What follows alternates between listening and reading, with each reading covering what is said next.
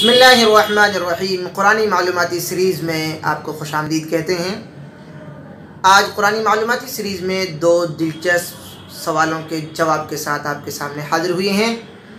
پہلا سوال یہ ہے، کیا قرآن مجید کسی پہاڑ پر اتر سکتا تھا یا کسی اور جگہ پر اتر جاتا جہاں لوگ جاتے آپ کو پڑھ کے آ جاتے؟ کتنا آسان ہوتا۔ یا کسی ایسی جگہ پر کہ جہاں سے لوگوں کا گزر ہو اور پھر انسان آرام سے وہاں پڑھ لے، کیا یہ ممکن تھا؟ قرآن مجید سے اگر یہ سوال پوچھا جائے، قرآن مجید اس بات کا جواب پیش کرتا ہے اور اس انداز میں پیش کرتا ہے کہ اگر مجھے پہاڑ پر اتار دیا جاتا، پہلی بات تو یہ ہے کہ اللہ رب العالمین کے اس عظیم قرآن کے رتبے کو ہر مخلوق سمجھتی ہے اور قرآن مجید کا بوجھ پہاڑ نہیں جھیل پاتا، جو اس کا مقام و مرتبہ ہے۔ لو انزلنا هذا القرآن على جبل لرأيته، پہاڑ ریزہ ریزہ ہو جاتا۔ قرآن مجید نے اس بات کا جواب دیا ہے۔ پھر آپ کو کہاں اتارا گیا؟ جسے ہم نے بتایا آپ کو پچھلی ویڈیوز میں، قل من كان عدوا لجبريل فإنه نزله على قلبك، آپ صلی اللہ علیہ وسلم کے دل پر آپ کو اتارا گیا۔ تو نبی اکرم صلی اللہ علیہ وسلم کے اوپر آپ کو کیوں اتارا گیا؟ اس سے کیا فائدہ ہے؟ کیا ضرورت پڑی کہ انسان کے اوپر اتارا جائے، یعنی نبی کے اوپر اتارا جائے؟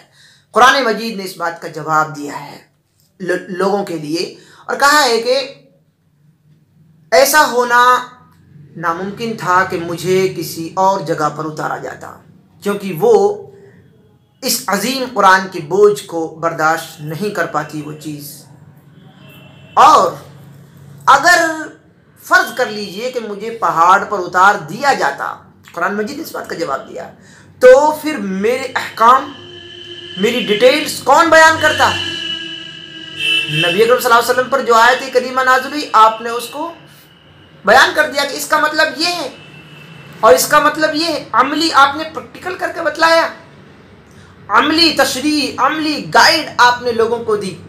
نبی اکرم صلی اللہ علیہ وسلم پر قرآن مجید کا جو نزول ہوا، قرآن مجید جو اتارا گیا، اور آپ صلی اللہ علیہ وسلم نے قرآن مجید کی جو عملی تعبیر، عملی تشریح، عملی ڈیٹیل پیش کی اور اس کی ذمہ داری اٹھائی، اسے پہاڑ نہیں اٹھا سکتا تھا۔ اس لیے قرآن مجید کو نبی کریم صلی اللہ علیہ وسلم کو اتارا گیا۔ ایک دلچسپ سوال تھا، اس کا دلچسپ ایک جواب دیا گیا ہے۔ دوسرا سوال یہ ہے کہ آپ صلی اللہ علیہ وسلم پر جب آپ کو اتارا گیا قرآن مجید کو، تو قرآن مجید نے آپ صلی اللہ علیہ وسلم کی کیا ذمہ داریاں بیان فرمائی ہیں؟ یہ اہم چیز ہے۔ تو قرآن مجید نے بیان فرمایا کہ نبی اکرم صلی اللہ علیہ وسلم کی پہلی ذمہ داری یہ تھی، جس کو آپ صلی اللہ علیہ وسلم نے بخوبی نبھایا۔ پہلی ذمہ داری کیا تھی؟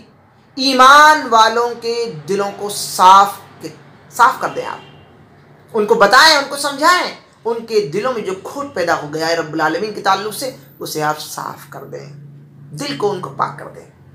جو اس میں جھوٹ، کینہ، کپٹ، لڑائی، جھگڑا، حسد، بہت ساری جو انسانیت کے خلاف وچار دھارائیں جو ان کے دلوں میں پیدا ہو گئی ہیں، ان کو صاف کر دیں آپ۔ دوسری ذمہ داری یہ تھی کہ ان کو، لوگوں کو اللہ رب العالمین کی کتاب سکھائیں آپ، اور قرآن مجید کے احکام، فرامین، اللہ رب العالمین کے کیا کیا حکم ہیں، لوگوں کو ان کو بتائیں آپ۔ تیسری ذمہ داری یہ تھی کہ قرآن مجید کی جو حکمت ہے اور بصیرت ہے، اس سے لوگوں کو آگاہ کریں، جاگرک کریں۔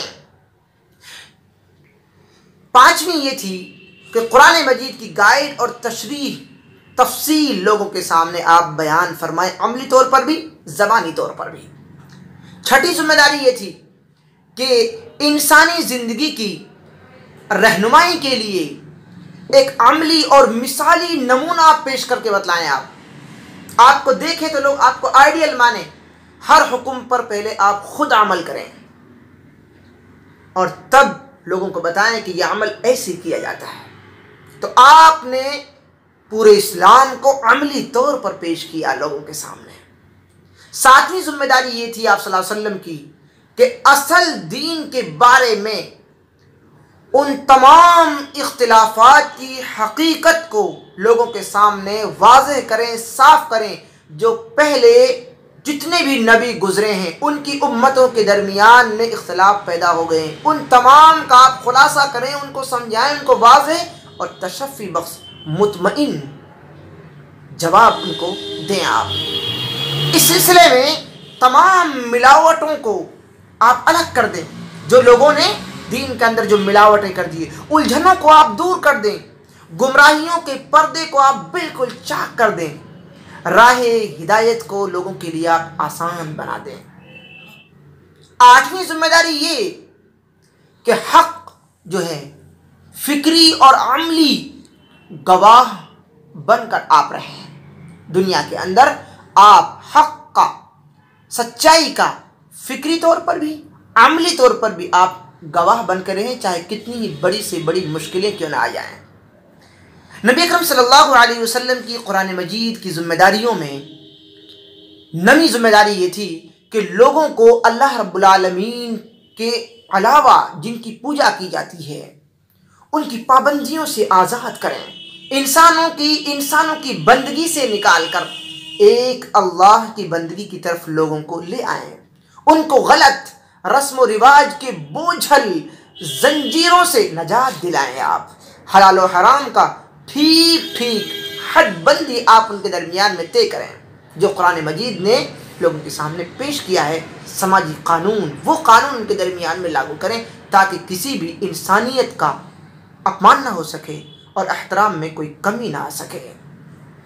آپ صلی اللہ علیہ وسلم کی قرآن مجید کے تعلق سے 10ویں ذمہ داری یہ تھی کہ لوگوں کو نیکی کا آپ حکم دیں اور برائی سے لوگوں کو روکیں، توحید کا پرچار کریں، آپ ایک اللہ کی طرف لوگوں کو بلائیں، شرک سے لوگوں کو ڈرائیں، آپ یہ ذمہ داری تھی آپ کی 10ویں۔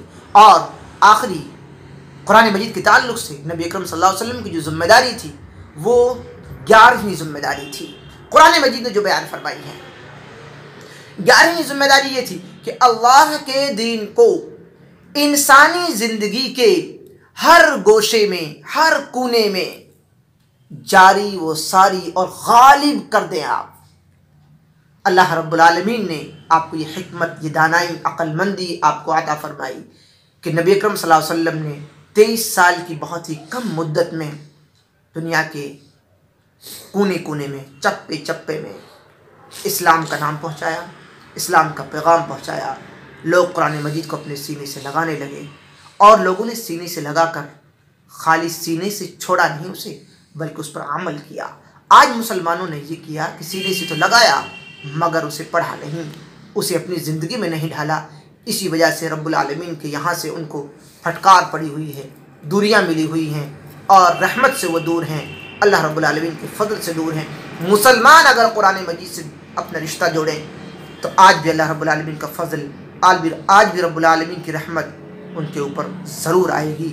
انہی قرآن مجید کی دلچسپ معلومات سے ہم آج کا سبق ختم کرتے ہیں اور ایک نئی ویڈیو تک کے لیے آپ سے اجازت چاہتے ہیں، پھر ایک قرآن مجید کی معلومات کے تعلق سے دلچسپ معلومات کے ساتھ آپ کے سامنے حاضر ہوتے ہیں۔ جزاکم اللہ خیر۔